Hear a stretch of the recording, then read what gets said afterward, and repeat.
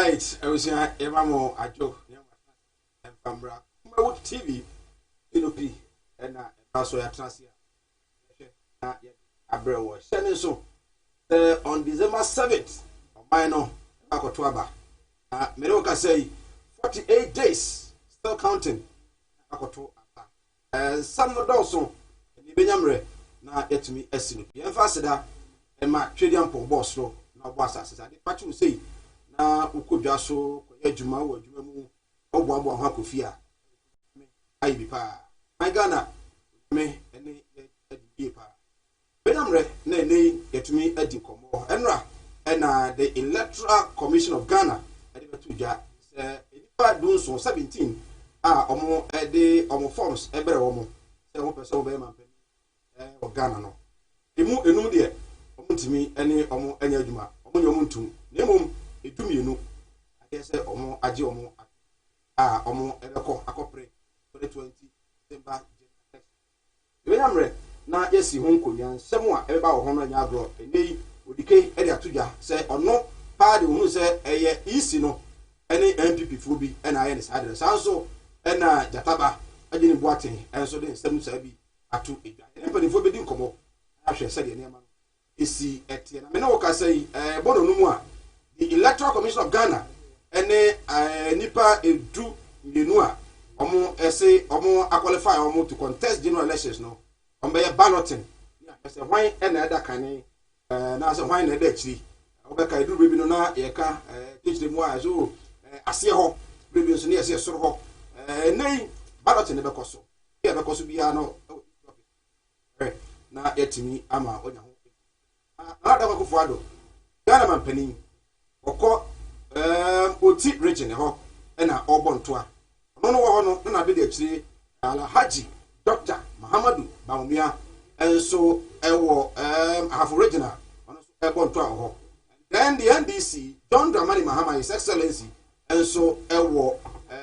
Western regional ono so ebontoa ewo ho na afi ono ankasa the running mate Professor Jane Nana Opoku Adman enso no eyade a ono so ewo Ashanti regional ono so ebontoa ewo ehonti enei campaign no ewo sensem so enya agro kra eguso denden a enya agro na obaka ya last weekend ene beto dwa se ekọ Hayford Kwanza a oye masebejoni edema amanfo a omo ewo Mfantiman constituency in the central region of Ghana ano onfo bi kamkafo bi akoborutu ama watonanom ewo ensiedo and I'm so I'm a very voyage share ne yere Ophelia Hayford ono na akofalo isi officer ogina mu e ama NPP ewo eho and ready to win Agona West constituency in the same central region eho na Cynthia Mamle Morrison gender minister owo NPP dimu e ogina eho nipa wonfo bi yesen komba ogina kra efinisem aposifo chi wo mu ana beto dwa ene se NDC PC parliamentary candidate Ojemu Ediama NDC ewo Agona West constituency ade se papa yi se check bi owisu ye de ma nkrofo no a omagodi bone no amaposifo afa ho ato nsafre no bia na onhu bi se no parliament no enkwa de no so nkomo ewo ha Benyamre na yetumi na say ayase shootings no ekoso o manga dodo enra ewo Ashanti region Kumasi Asukwa municipal atonsu rante baako ya borutu ekunu wiagede na no pen so Atenga Junction hona kuma TV aban enso Chinese national bi so no a so be mu ba money east coast of road scout so do tumu so be mu ba transfer so whatever ono so no ya borutu ama bi oda no eden our security ebeto abai benefo any afri ho and omo ye campaign and answer na esi eti some there do so Benyamre na nyina etumi esi eho enku aya trase action so John Dramani Mahama His Excellency former president ese oba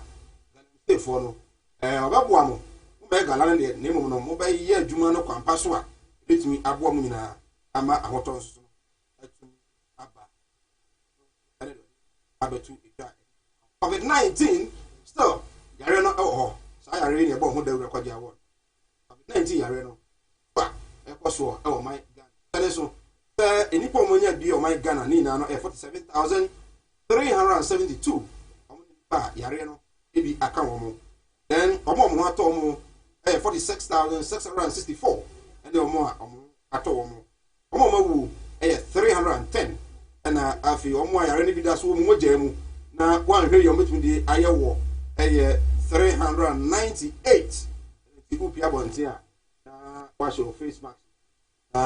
uko office so a horo nsa asamana ka ho na etumi emwa na datrasi nsamba ko bi so ha benya mrede di ko say NDC NPP and reshase on their manifesto education dey chairman let's go jey on the second part no meba one Jake Azantoli na fi abawuremu adi enkomo ahwe the issue of job creation the amanyoko mienu edi emma my Ghana na ugina so tie ne yie ate ase yie akoto aba na atumi aboa and then on part 1 no we were Asukwa constituency unu se kokwa Asukwa constituency a Madam Honorable Patricia Apiaje Deputy Science and Environment Minister ono na member of parliament ho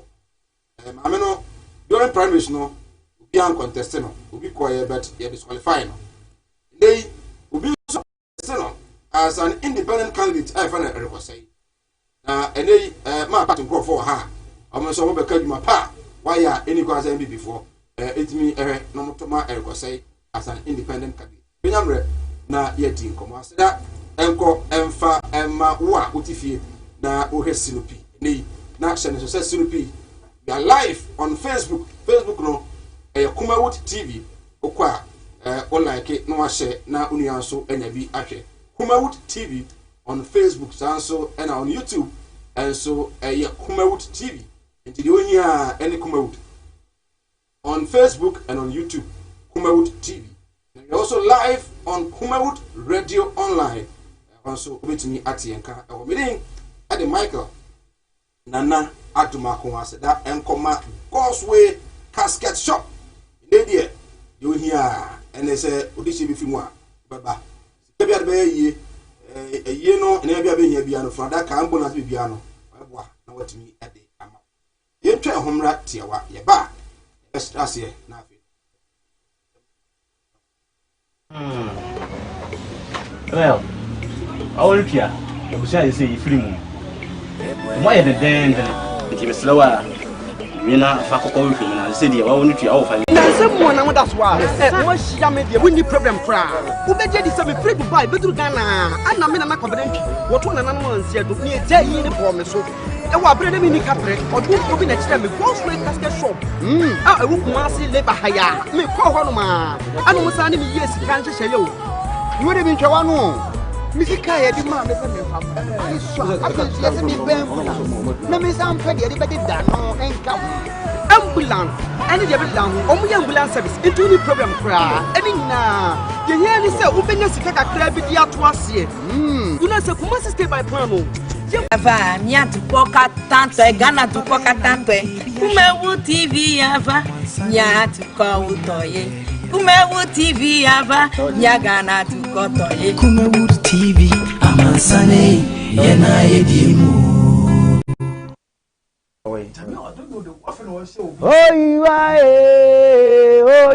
oyiwe yo odun ti da wako han card ya yo Master Parking empire. Oh man, do so can love you. Hey, remember Jai don't can share. What the last Takoji golden tulip. Share or Shameha oh my hey input CBPA. I mean Rufia. Oh yeah, the day on na. Yeah, what up is Floating Stone. Kumawood TV. A higher now share. And you free her. And you two baby ah. Hane de movies papa in a higher never. Floating Stone. Hala back your. Kumawood TV aba. Amansane yedimu Kumawood TV aba Amansane yedimu Sini papa bena baby Amansane Kumawood TV Amansane yedimu Kumawood aba amansane yena yedi Kumawood TV aba amansane yena yedi Sini papa bena upe biasha amansane winnano baby Kumawood TV amansane yena yedi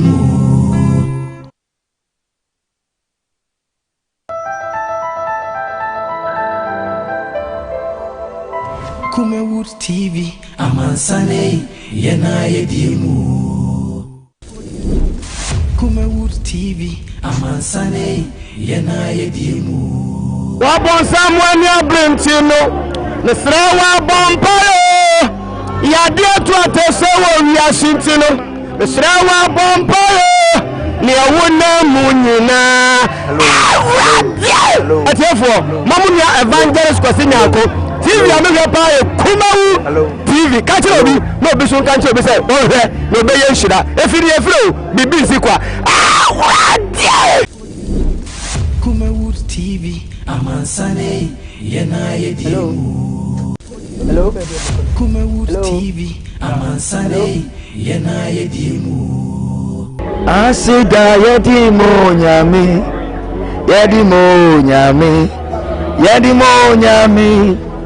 Asida yedi mo nyami Eya mo son for fan Mensa Junior ni me pesa okoswa na wo Kumawood TV eye ya yedi mu yenkoswa hwe nyami Israel Kumawood TV amansane yena yedi Kumawood TV aba amansane yena yedi Konyenya Harriet Budun manyang fiala ganya actress ha lenya vovoyi da shada mano na nyi hapona Kumawood TV a ele agbaji nyoto mi be multi TV akenenya be wo ya mekwele ji hara jagba na yo agba nyala wa va dereji no kala fima nya be movies yo keke mi ejijima mi ape la fima akpo aka movies akpo ga movies akpo jogbaji movies so ha musianu ya nya tonko be Ghanaian movie ko akko keke la fima ga iji ha wa main le na nejra etela nya tomato so mi kejra mele kwa jagbagba ne na va our advert alo boblo toto le Kumawood TV ji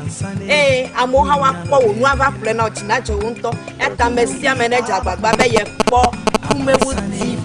Kumawood TV ava mi atupoka tanto Ghana tupoka tanto Kumawood TV ava mi atuko utoye Kumawood TV ava mi Ghana tuko toye Kumawood TV amansane yena yedi enu chese enu ono no yo de ne pen ayo omo yimba oyiwe yo odun ti da wako han card ya yo masa parking emfa he o ma ne do so kan love you be me jai no kan hwe wo de last akoji golden tulip hwe o hye me ha o ma empo se be pie na me nyan rufia o ye ne den on na ye what up is Floking Stone Kumawood TV ahaya na wo hwe enyin firi ha enyin tu ba bia ha na efe ha na ede movies papa nyina ahaya na wo Floking Stone hala back yo Kumawood TV aba amansane yena yedi Kumawood TV aba amansane yena yedi Sini papa bena upe biasha amansane winnano baby Kumawood TV amansane yena yedi Kumawood TV aba amansane yena yedi Kumawood TV aba amansane yena yedi Sini papa bena upe biasha amansane winnano baby Kumawood Right, yes, I'm Makwaba, and from Sinopi on Kumawood TV. Shadow say, Roger Chelaba, na American card. How they back, yeah, man, simple, short, and precise. Navi, now from my 0543 596 070 0543 596 070. Ibuso ye di komo na medical culture on part 1 ya wo aska constituency. Enei the electoral commission balloting. E won pa bi bo a na aboni ye. Say Bruce ya na bibi wo mu pa. Hono hono ni nyina no. Ya na bi kakra e wo mu. Enti bompa ni ye. De chiraboso mo so bo pa so ne say bia. Omutibe ye no makoda e bia. Nanado ana za John Ramani Mahama. Esa do menya akra pa fine. Omna timi aboa. Enti wo so no monimre ne bompa ne mo odike. Ena afi so agye ni bo atija tabade. Maso so